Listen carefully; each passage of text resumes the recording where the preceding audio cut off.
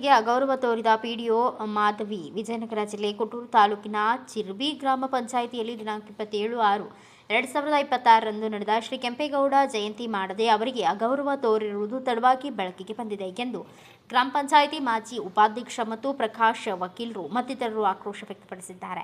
ಕರ್ನಾಟಕದಲ್ಲಿ ಹೆಸರಾದಂಥ ನಾಡಪ್ರಭು ಕೆಂಪೇಗೌಡರ ಜಯಂತಿ ಮಾಡದೇ ಇರುವುದು ಅವರಿಗೆ ಅವಮಾನ ಎಸಗಿದಂತಾಗಿದೆ. ಚಿರ್ಬಿ ಗ್ರಾಮ ಪಂಚಾಯಿತಿಯ ಪಿಡಿಒ ಮಾಧವಿ ಅವರ ನಿರ್ಲಕ್ಷ್ಯತನಕ್ಕೆ ರಾಷ್ಟ್ರೀಯ ಹಬ್ಬಗಳ ತಾಲೂಕು ಅಧ್ಯಕ್ಷರಾದ ಜಿಕೆ ಅಮರೇಶ್ ತಹಸೀಲ್ದಾರರು ಸೂಕ್ತ ಕ್ರಮ ಕೈಗೊಳ್ಳಬೇಕು.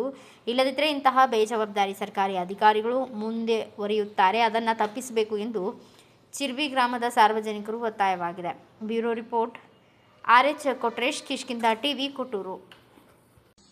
ನಮಸ್ಕಾರ, ನಾನು ಚಿನ್ಮಯಾನಂದ ಸ್ವಾಮಿ ಅಂತೇಳಿ ಚಿರ್ಬಿ ಗ್ರಾಮ ಪಂಚಾಯಿತಿಯ ಮಾಜಿ ಉಪಾಧ್ಯಕ್ಷರು.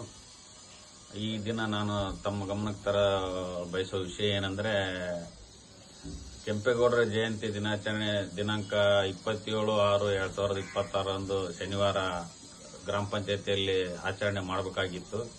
ಸೊ ಇದು ತಡವಾಗಿ ಬೆಳಕಿಗೆ ಬಂದಿದೆ. ಗ್ರಾಮ ಪಂಚಾಯಿತಿಯಲ್ಲಿ ವಿಚಾರಣೆ ಮಾಡಿದಾಗ ಇದನ್ನ ಬೆಳಕಿಗೆ ಇದು ಆಚರಣೆ ಮಾಡಿಲ್ಲ ಅಂತೇಳಿ ಗ್ರಾಮ ಪಂಚಾಯತಿ ಸಿಬ್ಬಂದಿಗಳು ಹೇಳಿದರು. ಸೊ ಹಾಗಾಗಿ ತಾಲೂಕು ತಹಸೀಲ್ದಾರಿಗೂ ಮತ್ತು EO ಸರಿಗೂ ಈ ವಿಷಯ ಕುರಿತು ಪತ್ರದ ಮುಖೇನ ನಾನು ಯಾಕೆ ನೀವು ಆಚರಣೆ ಮಾಡಿಲ್ಲ, ಒಬ್ಬ ರಾಜ್ಯಕ್ಕೆ ಹೆಸರು ತಂದು ಕೊಟ್ಟಂತ ನಾಡಪ್ರಭು ಕೆಂಪೇಗೌಡರ ಜಯಂತಿಯನ್ನು ಆಚರಣೆ ಮಾಡಿಲ್ಲ ಅಂತೇಳಿ ಕೇಳಿದಾಗ ಅವರು ಪತ್ರ ಕೊಟ್ಟಿದ್ದೀವಿ.